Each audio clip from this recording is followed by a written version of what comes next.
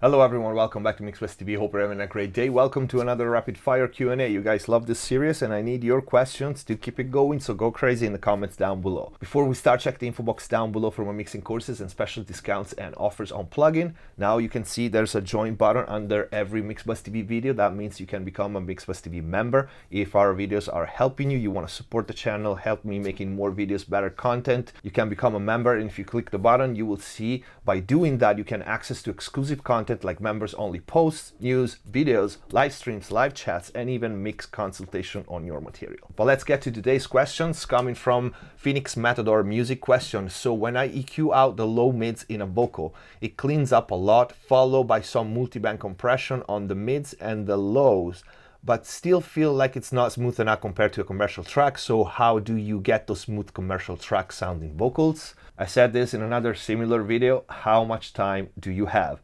Because it ain't that easy. So with generic questions like this and without hearing the material, it's so hard to reply that I'm gonna do the same thing that I did in the other video about solid low end. I'm gonna make a checklist of the basic things, the most important, the very first moves that you should make sure you're doing before looking for a specific problem, like multiband compression.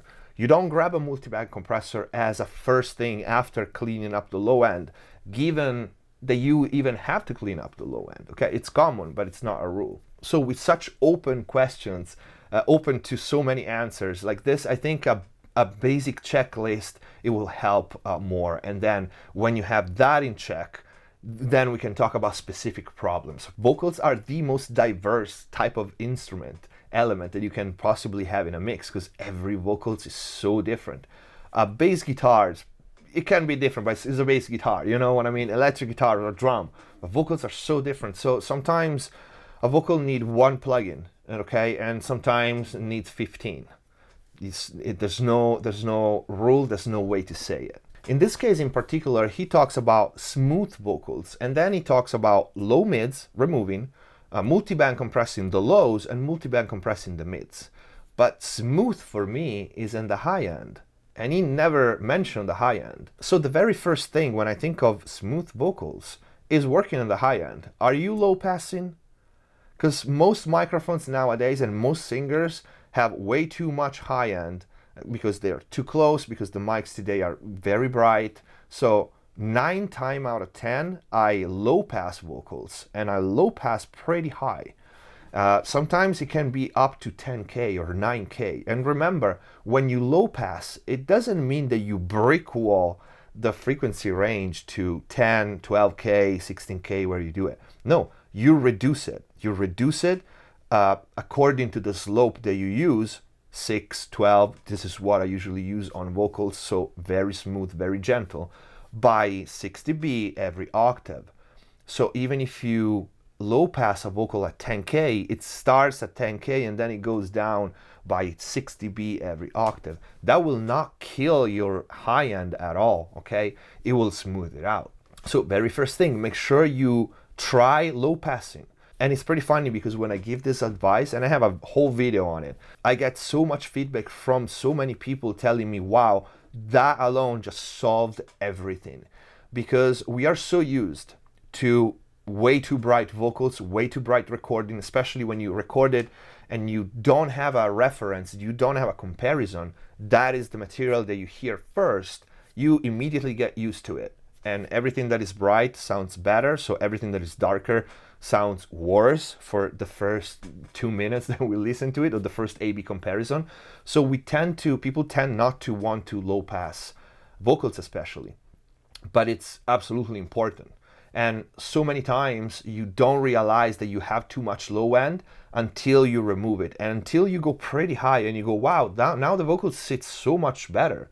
And then you back off a little bit and you add a little bit of air back. Or maybe you keep the low pass that low, but you boost with a high shelf or with a wide bell way higher than the low pass. So for example, you low pass, let's say a 10 or 12K, and you boost something with a bell or a shelf at like 18K or 20K to just give the air. But you remove that excess energy in that range that could go from 10K to 20, that most times you don't need on vocals. Second, in the checklist, are you automating S's and R consonants? All of them? Because that's what you have to do on vocals. Professional vocals, I mean, there are some questionable products out there right now, so I don't want to say everybody does it. The good ones do it. The good mix engineers. You just fade a right in and automate the volumes on every S's, if you have a problem, if you have harsh vocals, that's what you do. You just go there and turn the volume down on every S, every k, ch, t, every R consonants, every sounds like that. And you just turn the volume down by hand, okay?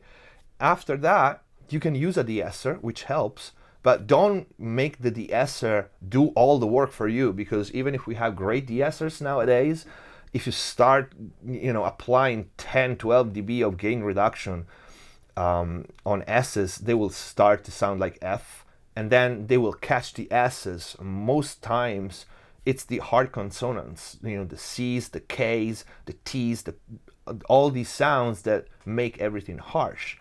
So automate by hand, fader writing, okay? And don't be afraid to turn them a lot down, because something people don't think about, if when we pronounce a hard consonant like k or ch, we don't put out that much sound like a vowel, like an A, and it's obvious. When we pronounce an S, there's no real sound, there's just the noise of the S. So if you turn it down quite a bit, and if you do an abrupt volume change, it will not be so obvious, especially in a mix. So don't be afraid of that. Number 3, I already lost count, is automate breaths and mouth noises. You remember the video, my video, which is pretty popular, do you think you can mix vocals with Bella's vocals? Because she's such an extreme example of that. And it's so hard to balance what to keep and what not, because her mouth noises are such a big part of how she sings. But that video is a good example how you can automate not just what we just said, S's and hard consonants, but every sounds that can make the vocals harsh, if not by itself, if not as is, sorry, when you start compressing and when you start adding parallel compression or saturation or effects on it, everything adds up. So every harsh sound will double when you start mixing and adding stuff. So breaths and every hard sound, again, automate the volume. You shouldn't grab a multi-band compressor before you made sure you did all this. And you don't need fancy plugins. That's just putting the time down. You grab a multi-band compressor when you did all of that, and then your singer has wild dynamics that, for example, when it goes on a certain range, let's say a lower range, it outputs a lot more volume, so the level of it is higher than when it stays in a mid-range or a high range. Usually it's the other way around, but you get my point. When you need to control different ranges, because it's a human being, so we tend to output more volume in certain ranges, okay? So you grab a multi-band compressor for that, not as a second thing after removing low mids. And again, removing low mids, you need to pay attention to that, because what happens when you low mids is body, okay? So everybody removes low mids by default, and most times it's correct, because there's the boxiness there on most vocals, on most microphone, basket resonances on microphones, so it's common. But remove too much, and that's your harsh vocals. That's your not smooth vocals, because you got no body. And the attention focus all on the high end, and especially if it's not dynamically controlled, that's your not smooth vocals right away. So I would say before removing the low mids, do all that I listed. And then if you still feel that it's boxy, then you remove the low mid. And probably you want to use a dynamic EQ on vocals. I love dynamic EQs on vocals because it's a dynamic instrument. It changes constantly. Even if it hits the same note, it's never the same note. It's not an instrument, it's not a MIDI instrument. So it changes every time. I prefer non-static processes, so multi-band compressors and dynamic EQs when you did the work, which is volume automation first on everything on vocals. The next thing on the checklist, smooth vocals. Okay, how's the rest of the mix? Because if you have a bright mix or a too bright mix, your vocal needs to be on top of that, and it's always gonna sound harsh and not smooth. So context, again, like we said, for the low end, it doesn't matter if your low end is perfectly consistent. If there's masking, you will need to turn something up or something down. Okay, so mixing is not as easy as making everything consistent in blocks and then you put them together and they sound perfect. I wish. Okay, there's masking.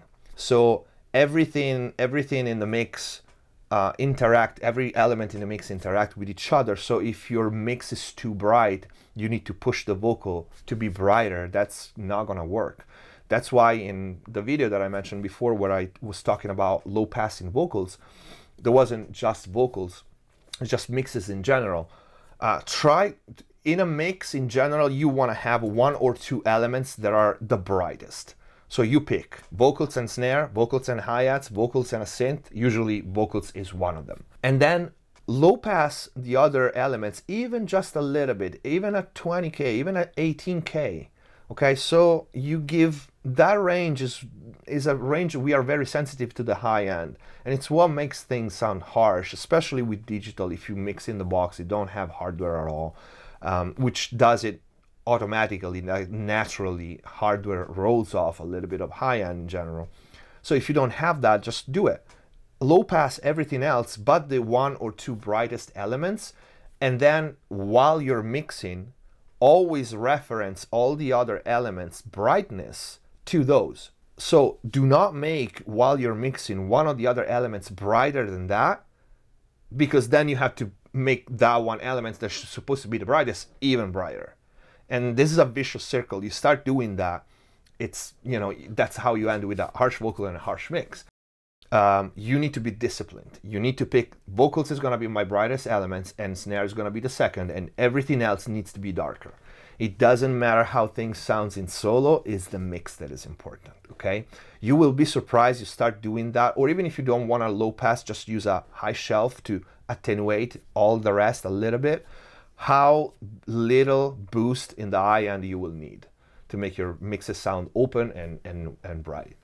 And then of course this is mixing, but again we're talking about vocals and I'm giving very generic but basic and important checklist. What mic are you using? If it's too bright, that's gonna be an uphill battle. What preamps are you using? How is the room you're recording? Because flutter echoes will cancel things, and most likely what's gonna be left is like all the high end and harsh consonants and harsh frequency range. So if you don't fix that, there's only so much you can do in mix. You need a good mic, good as in it doesn't need to be expensive, it needs to be a good fit for that singer. You need a room, you need a good preamp, good, again, a good fit, not necessarily expensive. The other thing, what effects are you using? Is the vocal harsh by itself when you add no effects, or it's harsh at the end of the mix when you added reverbs and delays and stuff? Because the sound of the vocals, if you have effects, is everything, okay? So make sure you process your effects, your reverbs, your short delays, your ambient, your delays. If you have harmonizer, if you have double vocals, everything adds up to the high end and the harsh range, and it's so easy to get non-smooth vocals when you don't take care of all the details that make your vocal sound. And all the details make your vocal sound. It's not just the vocal track, okay? Especially reverbs and short delays, they can change the tone of the vocals so much. So what you can do is you can do both actually. You can process the effects return before and after the vocals hit the effects, and then you can have a Vox output bus, which is what I do when you have the whole vocals, the dries and all the effects go in there, and then process that too. And then lastly, something that until you work with a good singer, experienced singer, or just someone that has it natural, you don't understand this. How good is the singer?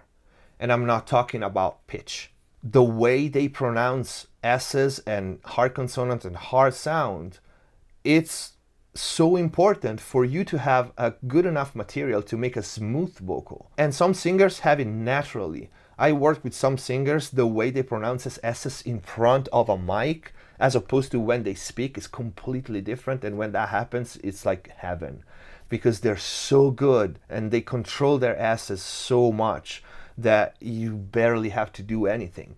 So yeah, the singer, the performance is, again, one of those things that, oh no, you know, I'm gonna sing however I want and then you're gonna fix it.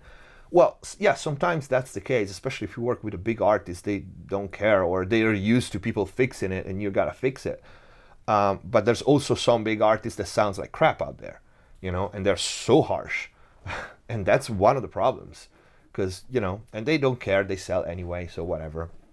And actually some become a style, which I'm not a fan of, but that's not the point. The point is, don't think it's all on you as a mix engineer, okay? The singer has to do their part. And that goes for every genre. Even I work with metal guys scream their ass off in front of a mic, but they still have a technique to balance their hard sounds and S's. And when they go high in the harsh range compared to when they growl or scream or they're in lower range. They just make your work in mixing easier and the result better because of that. And like I said, some have natural, some you might want to try to tell them if you can. But yeah, that's also a big factor that most people don't consider, because, well, yeah, I'm a mix engineer, I gotta fix it. Yeah, you do. I mean, in the end, you do. But if you have a way to interact with the singer and try to help each other out, it's for the greater good, because at the end the record is gonna sound better, okay? So these were my basic top of my head things that I can think about to have in check and make sure you do first, and before going into crazy processing and you know, special secret occult plugins and stuff like that. When you've done the basic moves and still doesn't work, then, you know, come back to the channel and ask me, tell me, hey, I did all the steps and then I have this specific problem, you know, and we'll try to solve it. Drop all your questions in the comments down below. Like I said, this is it for this video. I hope you answered the question. I hope it was useful for all of you guys. If you liked the video, please don't forget to like, check the info box down below, click the join button if you want to support the MixbusTv and access to exclusive content. Thank you for watching. Subscribe if you haven't already. See you next time.